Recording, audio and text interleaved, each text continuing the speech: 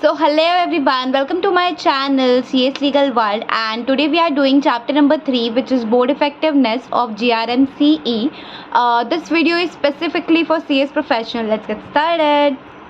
So let's understand what exactly do we have to study today. So firstly we have to understand about types of directors, then we have to understand about composition and structure of board, selection appointment of directors कैसे होगा, duties of director क्या है, power of board क्या है, restriction on the board of power of the board क्या है, then independent director का section 149(6) if we all know, then उसके हिसाब से independent director का SEBI लोडर रेगुलेशन क्या बोलता है, वो appointment of lead independent director कैसे करोगे, separation of role of CEO and chairman, succession planning, then we have got over here directors training development and familiarization program, performance evaluation of board and management, guidance note, board evaluation issued by SEBI, board effectiveness and role of company secretary, then guidance on board effectiveness issued by FRC UK July 2018, and then model board charter. So these are the topics that we have to cover today. So basically I have made a note and summarized way so that we can understand the chapters very easily. But before we go ahead, let's understand one thing, that we are doing this chapter in a summarized way. I can bet that if someone has not even touched this chapter, still my video would help that person and he can prepare or she can prepare for this one. Alright, so before I make you all understand from my notes, let's understand कि अपने को module से क्या क्या पढ़ना है, which I have not made a note specifically for. तो role of the board of directors के बारे में सबसे पहले बोला है कि बोर्ड ऑफ डायरेक्टर्स का रोल क्या होगा. आई कैन बैट कि ये एग्जाम में क्वेश्चन आएगा नहीं, but since we are doing so सबसे पहले प्रोवाइडिंग डायरेक्शंस फॉर मैनेजमेंट को डायरेक्शन देना, एथिकल लीडरशिप दिखाना, consistent with the culture and values defined for the organisation, performance create a performance culture. Performance culture creation मतलब क्या होता है कि आपका ऑर्गेनाइजेशन ऐसा करो, क्रिएट करो परफॉर्मेंस कल्चर, प्रमोट करो, गिफ्ट्स दो, इंसेंटिव्स दो, परफॉर्मेंस कल्चर को क्रिएट करो. Then make high quality decisions, जो बोर्ड होता है वो हाई क्वालिटी डिसीजंस लेता है. Create the right framework for helping directors meet their statutory duties under companies act and other relevant laws. Accountable होगा directors, these are nothing but the duties of director, role of the board of directors. Then think carefully, governance arrangement कैसे करना है directors को. So that is it. Now we're gonna move ahead with and understand what are the types of directors that we have to study under Companies Act 2013. So एक तो होता है executive director, एक होता है non executive director. Executive director का मतलब ही होता है whole time director and whole time director right. And non executive director मतलब जो कि डे टू डे ऑपरेशनल में पार्ट नहीं ले रहा है. Women director, resident director, shadow director, independent director, nominee director and small share holder director. So these are the types of director under companies act 2013. So let's understand one by one.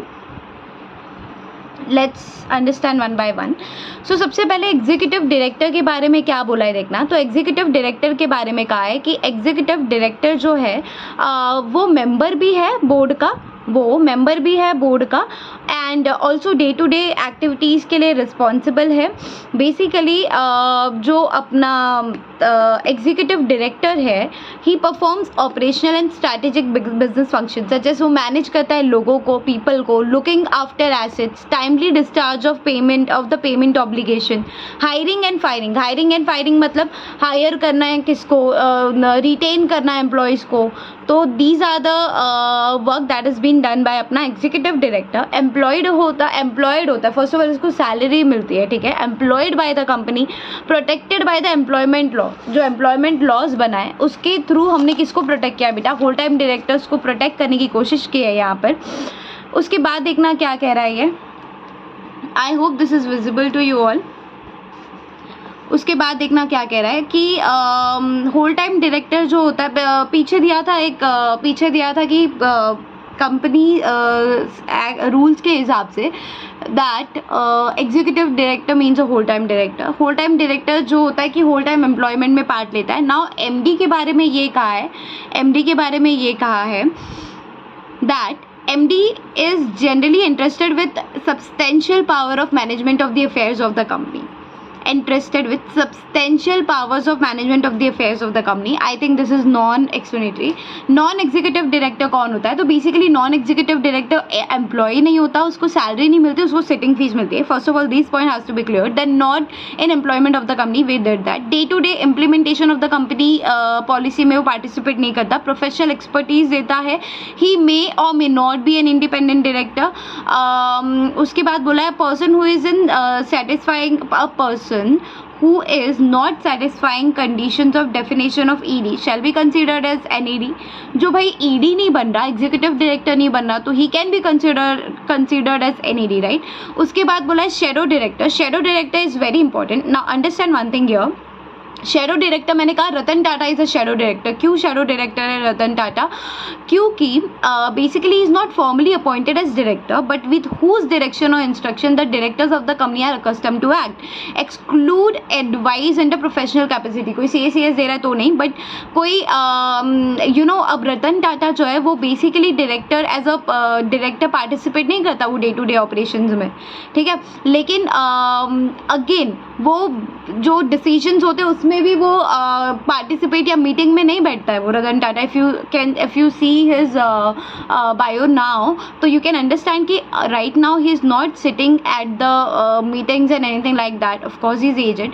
So but without whose direction और instruction the directors of the with whose direction और instruction the companies are accustom to act. तो companies जब वो लोग ने अपना AOA बनाया था उसके अग्रीमेंट में रतन टाटा के जो डायरेक्टर्स हैं सब ने ये अग्री किया था दैट रतन टाटा जो है would not take a part but he is someone that whose advice would make a difference. मतलब ऑब्वियसली जो भी था उनके लीगल लैंग्वेज में, but this is the one thing that under his direction the company is accustom to act, और not the company but the directors of course. Alright, he can be holding majority shares of a private company who is not technically a director, does not openly participate in the company governance, but whose direction instruction are the other directors are accustomed to act. Now, who's women director? Women director के ऊपर भी clauses आए. Now, let's understand one thing over here. My bad, my mistake. Now, let's understand this one over here. तो women director के बारे में सिर्फ इतना कहा है दैट कंपनी, कोई भी कंपनी या कोई भी कंपनी का बेटा नहीं, तो दो ही कंपनी के बारे में बोला है. या तो कंपनी लिस्टेड है तो ठीक है, उसको तो विमेन डायरेक्टर रखना ही है. कौन सी कंपनीज को? टॉप 1000 जो कंपनी है उनको mandatory they have to appoint one independent women director. And ऐसी company every other public company, private company का जिक्र हुआ है क्या? प्राइवेट कंपनी को रखना है क्या वुमेन डायरेक्टर? क्वेश्चन आ गया एग्जाम में. नहीं रखना है ना बॉस, पब्लिक कंपनी को रखना है. कौन सी पब्लिक कंपनी? या तो वो लिस्टेड होगी या तो कोई भी पब्लिक कंपनी जिसका paid up share capital 100 crore और मोर का है एंड टर्नओवर 300 करोड़ और मोर का है. Understood this one. उसके बाद देखना क्या बोला है. Intermittent vacancy of women director shall be filled up by the board at the earliest of not later than immediate next board meeting में, या फिर 3 months from the date of such vacation whichever is later. ये हर एक director के case में vacancy का यही प्रोविजन है. उसके बाद देखना बेटा क्या बोला है. उसके बाद यहाँ पर अगर हम आए private limited companies are not required to appoint women director. Unlisted public company if not touching the threshold of 100 crore paid up capital and turnover of 300 crore are not required to appoint a women director. Right. उसके बाद SEBI LODR ने क्या बोला है? That was according to companies act 13. Now SEBI LODR ने सिर्फ इतना कहा है कि टॉप 1000 जो कंपनी है लिस्टेड एंटिटी है that has to appoint one independent women director from 1 April 2020 onwards. Now residential director कौन होता है? तो रेसिडेंशियल डायरेक्टर कोई नहीं बट जो कि इंडिया में स्टे किया होता है 182 days और more during the financial year, he is a residential director. Then who is independent director? So, of course, independent director play a pivotal role in maintaining a transparent working environment. This तारीफ किया है उसकी. Section 149(4) में देखना क्या बोला है कि every listed public company shall have at least 1/3 of total strength of director as independent director. 149(4) ने क्या बोला है बेटा कि एवरी लिस्टेड पब्लिक कंपनी, जो लिस्टेड पब्लिक कंपनी है उनका 1/3 ऑफ टोटल स्ट्रेंथ कौन होना चाहिए? इंडिपेंडेंट डायरेक्टर होना चाहिए. ये मैं आपको ये सारे लिस्ट एक साथ दूंगी जो मैंने नोट्स बनाए. But now since we are doing types of director so we are doing it like this way. उसके बाद इंडिपेंडेंट डायरेक्टर के बारे में क्या बोला है देखना यहाँ पे. उसके बाद ये कहा है दैट अकॉर्डिंग टू मतलब सेबी लोडर ने क्या बोला है that where the chairperson of board of directors a non executive director ये सेम अपने को अभी मैं आपको पढ़ाऊँगी, ये सारी चीज़ें एक साथ पढ़ाऊँगी तो बहुत अच्छे से क्लियर हो जाएगा। सिर्फ और सिर्फ इतना बोलने की कोशिश की है, अगर आपका चेयरपर्सन नॉन एग्जीक्यूटिव डायरेक्टर है, कंपनी का चेयरपर्सन अगर NED है, तो 1/3 of the board of director shall comprise of independent director, कि 1/3 of total strength would be independent director. But आपका चेयरपर्सन जो है वो NED नहीं है, नॉन एग्जीक्यूटिव नहीं है, एक एग्जीक्यूटिव चेयरपर्सन है। In that case half of the board of the director shall comprise of ID। बेटा अगर आपका चेयरपर्सन नॉन ED है, ठीक है, NED है, या फिर इन दैट केस 1/3 बोला इंडिपेंडेंट, क्योंकि चेयरपर्सन ही नॉन एग्जीक्यूटिव डायरेक्टर। लेकिन अगर आपका चेयरपर्सन ही एग्जी डायरेक्टर है, in that case the half of the board has to be independent director. After that we are doing nominee director. Now let's understand this one.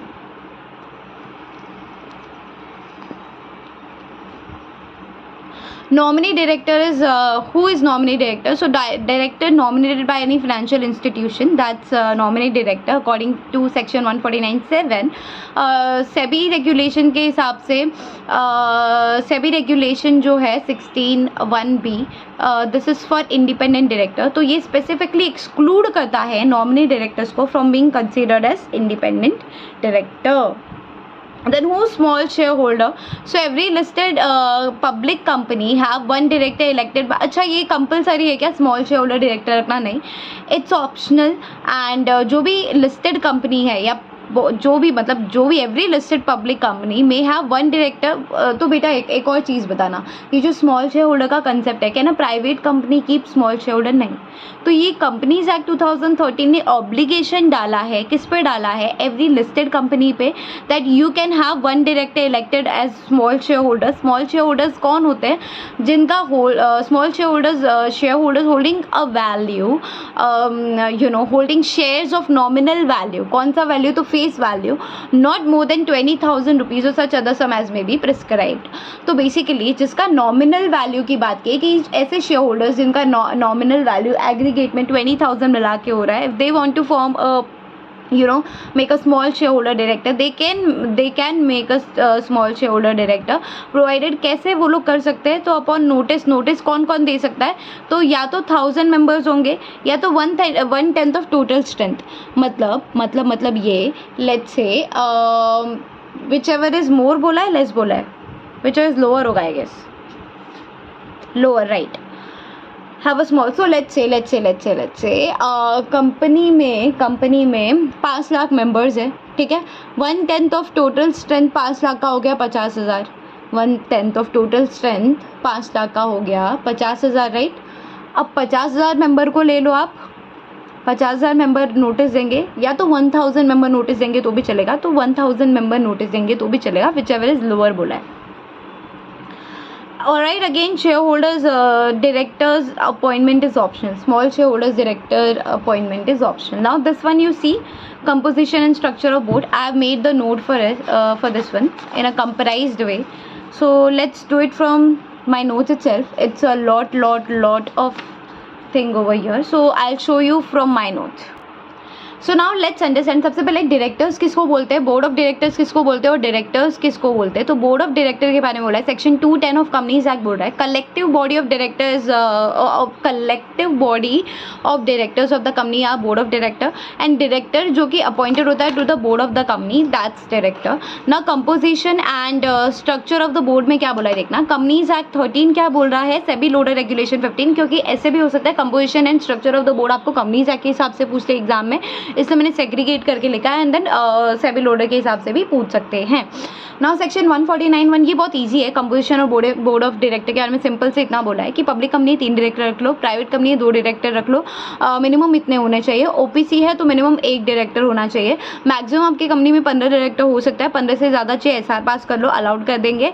Maximum director वाला जो clauses है ना कि मैक्सिमम डायरेक्टर 15 ही हो सकता है company में, that is not applicable to government company और सेक्शन 8 कंपनी। इतना क्लियर हो गया फटफट।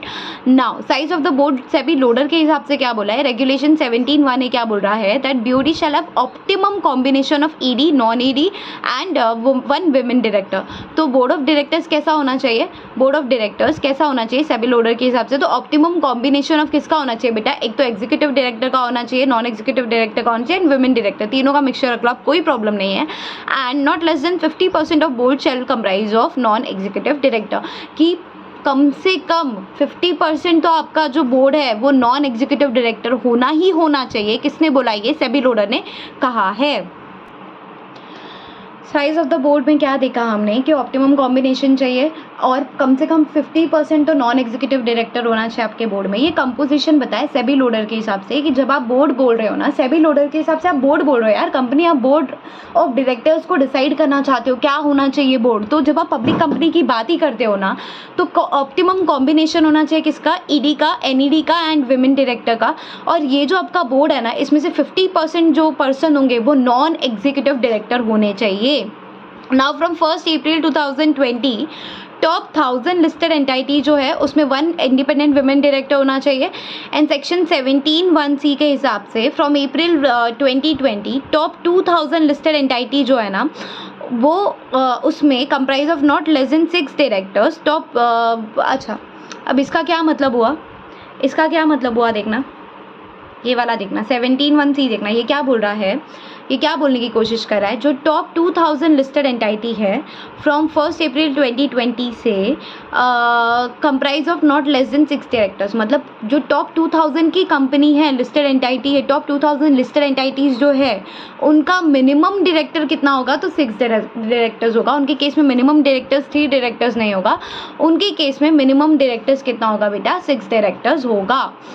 चलो इतना हो गया। Now we gonna move head with board composition, की बोर्ड कंपोजिशन में अब क्या बोला है फर्दर देखते हैं। तो सबसे पहले ये कहने की कोशिश की गई है सेक्शन 149(4) के हिसाब से कि every public listed entity shall have at least 1/3 of total. अच्छा, ये हमने नहीं पढ़ा अभी जो हम बोर्ड कंपोजिशन पढ़ रहे थे। डिडंट वी स्टडी दिस बेटा? Didn't we study this? I hope this is visible.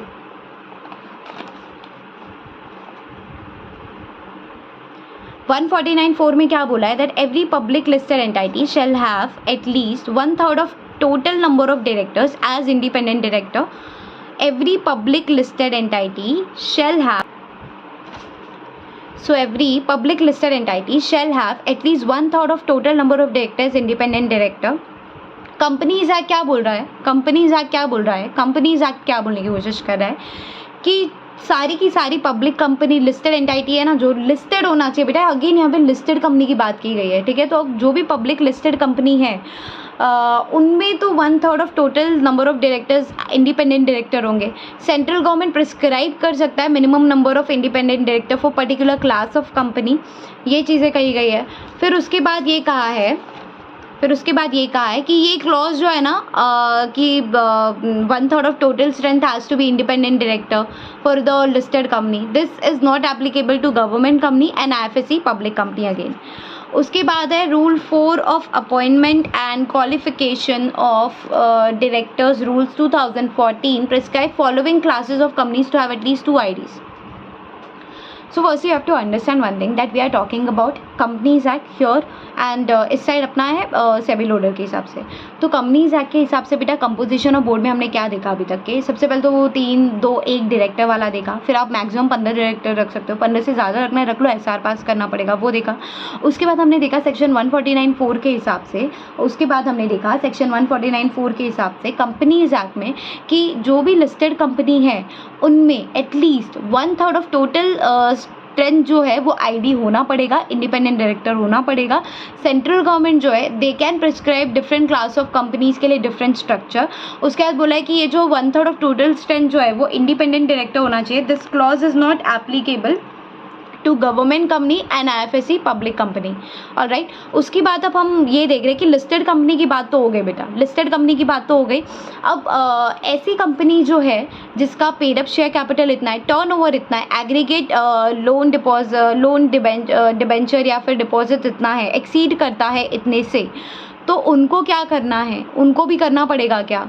Total strength उनका कितना होना चाहिए? क्या उनको 2 इंडिपेंडेंट डायरेक्टर रखने पड़ेंगे क्या? तो this is the question again. तो rule 4 of companies appointment and qualification of director rules 2014 prescribe following class of जो कंपनी है ना, these class of the company जो है ना, इनमें एटलीस्ट 2 इंडिपेंडेंट डायरेक्टर होने भी ही चाहिए। किसी भी केस में 2 इंडिपेंडेंट लगेंगे। जैसे कि एग्जाम्पल दे देती हूँ आपको यहाँ पर। इस एग्जाम्पल से I think you can relate.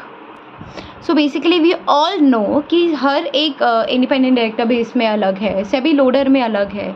तो इसको याद करने की ट्रिक क्या है? याद करने की ट्रिक सिर्फ इतनी सी है कि एक चीज़ याद रखना, जब भी इंडिपेंडेंट डायरेक्टर की बात आएगी, जब हम लोग सेक्शन 149(6) पढ़ेंगे, कंपनीज एक्ट का भी सेम है एंड सेबी लोडर का भी सेम है, ठीक है।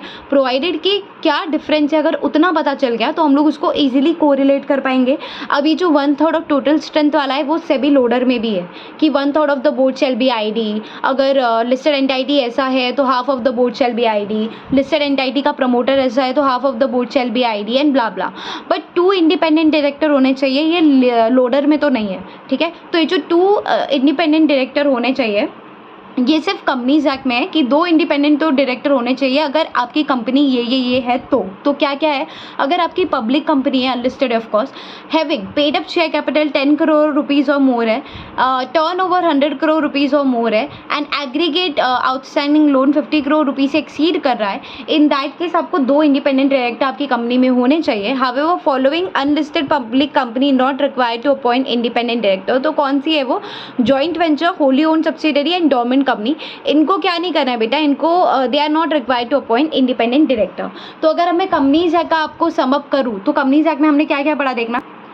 सबसे पहले हमने यही पढ़ा ना, सेक्शन 149(1) के हिसाब से public company minimum 3 director, private में 2, ओपीसी में 1, मैक्सिमम 15 डायरेक्टर रख सकते हो, लेकिन 15 से ज़्यादा रखना चाहते हो एसआर पास करके अप्रूवल ले लो। मैक्सिमम डायरेक्टर क्लॉज जो वो है वो एप्लीकेबल नहीं है गवर्नमेंट कंपनी को एंड सेक्शन 8 कंपनी को। इतना पढ़ा। उसके बाद हमने क्या देखा बेटा, उसके बाद हमने क्या देखा कंपनीज एक्ट में। उसके बाद हमने बोर्ड कंपोजिशन देखना चाहा, तो बोर्ड कंपोजिशन में हमने इतना देखा कि हर एक पब्लिक जो भी लिस्टेड कंपनी है उनके बोर्ड का at least 1/3 of total strength has to be independent director. Central government may prescribe minimum number of IDs for particular classes of companies. लेकिन ये जो बोला ना हमने कि 1/3 of total strength जो है वो independent director होना चाहिए, this clause is not applicable to government company and IFSC public company again. उसके बाद हमने देखा कि जो listed entity है उनमें तो समझ गया कि 1/3 of total strength has to be independent director. लेकिन ऐसी कंपनी जिनका paid up share capital 10 crore है, टर्न ओवर 100 करोड़ रुपीज़ और मोर जा रहा है, या फिर उसका एग्रीगेट डिपॉजिट्स या फिर बोरोविंग एक्सीड करता है 50 करोड़ और मोर से, तो ऐसी कंपनी को एटलीस्ट कम से कम 2 इंडिपेंडेंट डायरेक्टर रखना पड़ेगा। Again this following unlisted public company not required to appoint independent director. तो अगर कोई अनलिस्टेड पब्लिक कंपनी है, भले ही ये टर्नओवर एक्सीड कर रही है, ये paid up share capital exceed कर रही है, एग्रीगेट आपका लोन डिपॉजिट ये एग्रीड एक्सीड कर रही है, थ्रेशोल्ड लिमिट से ज़्यादा एक्सीड कर रही है, still they are not required to appoint an independent director. तो वो कौन है बेटा? जॉइंट वेंचर है, होली ओन सब्सिडरी है एंड डोरमेंट कंपनी है। इन लोगों को क्या नहीं करना, भले ये इनका थ्रेशोल्ड एक्सीड हो जा रहा है, इनको इंडिपेंडेंट डायरेक्टर रखने की ज़रूरत नहीं है। ये कंपनीज एक्ट 2013 ने कहा है। आई थिंक इतना क्लियर है सबको, इतना क्लियर है सबको। सो आई एम थिंकिंग कि पहले कंपनीज का पूरा करा लेती हूँ। नाउ सेक्शन 17(1) क्या बोल रहा है देखना। सेक्शन 17(1) बोल रहा है कि आप अपॉइंट मत करो या फिर डायरेक्टरशिप कंटिन्यू मत करो अगर कोई डायरेक्टर है as a non executive director, not to appoint or continue the directorship of any person as a non-executive director who has attained the age of 75 years unless SR pass कर लो, explanatory statement annexed to the notice shall indicate justification to appoint such person as a non-executive director again. So I hope this is visible again. Hold on.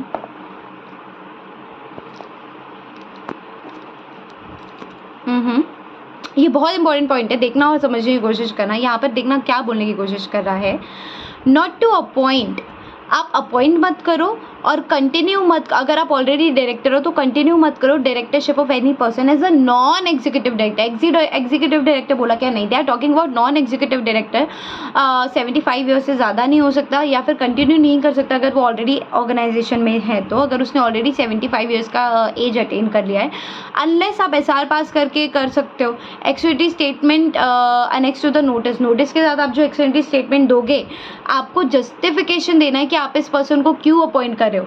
तो if I conclude this, Ratan Tata is of age of more than 80 years, right?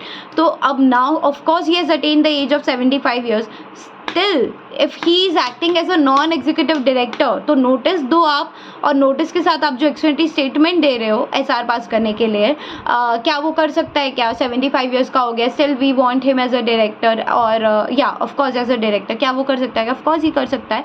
SR पास करना पड़ेगा। SR पास करने के लिए जो notice दोगे उसके expenditure statement में जस्टिफिकेशन दोगे, क्यों पास करना है हमको, क्यों हमको इस डायरेक्टर को 75 ईयर्स के बाद भी रखना है, बिकॉज उसने कंपनी में काफ़ी प्रॉफिट करा है, ब्ला ब्ला ब्ला, बहुत सारी रीजन है। डाल दो अपने एक्सपेंडिचर स्टेटमेंट में, क्या फ़र्क पड़ता है, ठीक है। फिर देखना क्या बोला है, appointment of person under board of director. अगर आपको अपॉइंटमेंट करना है of a person under board of director का, तो अप्रूवल लगेगा from share holder in general meeting, और 3 months from approval, 3 months from appointed which ever is earlier. अब ये क्या है बोलना, देखना कि डायरेक्टर्स को अपॉइंट करना है ना, तो जो जनरल मीटिंग है आप उसमें शेयर होल्डर से अप्रूवल ले लो, या फिर 3 महीने में, जब वो अपॉइंट कर लिया है आपने उसको, 3 महीने में आपको अप्रूवल लेना पड़ेगा विच एवर इज अर्लियर, कि जनरल मीटिंग पहले रख ली तो जनरल मीटिंग में अप्रूवल ले लो, या फिर जनरल मीटिंग बाद में होने वाली है तो within 3 months of his appointment you have to take an approval that we want to appoint this person under board of director, like that. Alright, after that अब ये जो नेक्स्ट में पढ़ाने जा रही हूँ ना, सेक्शन 17 के आगे का फर्दर, अब ये पार्ट वाला है, ये जो पार्ट है वो अमेंडमेंट वाला पार्ट है, जो कि अभी दिसंबर 2022 के स्टूडेंट्स के लिए एप्लीकेबल है। ये अभी अभी दिसंबर 2022 में रिसेंट अमेंडमेंट्स आए, so we gonna cover that right now. Section 17 के आगे ये प्रोविजंस अमेंडमेंट किया गया है। ये इसमें क्या कहा है देखना, प्रोवाइडेड दैट अपॉइंटमेंट या फिर रीअपॉइंटमेंट कर रहे हो आप किसको, एमडी को, डब्ल्यूटीडी को, who was earlier rejected by shareholder at general meeting, shall done only provided further shall done only with prior approval of shareholder। तो बेसिकली कोई भी एमडी या डब्ल्यूटीडी है जिसका आप अपॉइंटमेंट करना चाहते हो, जिसको पहले शेयर होल्डर्स ने रिजेक्ट कर दिया था, still you want to appoint that person as a director, so you have to take prior approval of shareholder, provided further that expenditure statement shall contain detail explanation and justification by NRC nomination and remuneration committee and board of directors for recommending such person for appointment, कि ये person को आप क्यों recommend करने की कोशिश कर रहे हो, why this person shall be there in the board. तो बेसिकली फर्स्टली क्या बोला है देखना, यहाँ पे समझने की कोशिश करना कि आप अपॉइंटमेंट करना चाहते हो ऐसे मैनेजर को, ऐसे डब्ल्यूटीडी को जिसको पहले रिजेक्ट किया था शेयर होल्डर्स ने एट जनरल मीटिंग, तो आप कर सकते हो, लेकिन prior approval of shareholder लगेगा। सेकंड ये कहा है कि provided further that expenditure statement shall contain detail explanation and justification by NRC and board of directors for recommending, मतलब कि एक बार शेयर होल्डर्स ने मना कर दिया है ना कि इसको मत करो अपॉइंटमेंट, लेकिन आप फिर भी करना चाह रहे हो, तो एनआरसी जो नॉमिनेशन कमेटी आप और बोर्ड ऑफ डायरेक्टर आप जस्टिफिकेशन दो कि ये पर्सन को आप क्यों रिकमेंड कर रहे हो, ये क्यों बोर्ड ऑफ डायरेक्टर में अपॉइंट होना चाहिए। उसके बाद है 17(2) के हिसाब से बोर्ड ऑफ डायरेक्टर्स वही अपना normal provision 4 times in a year में मीट करेंगे, एंड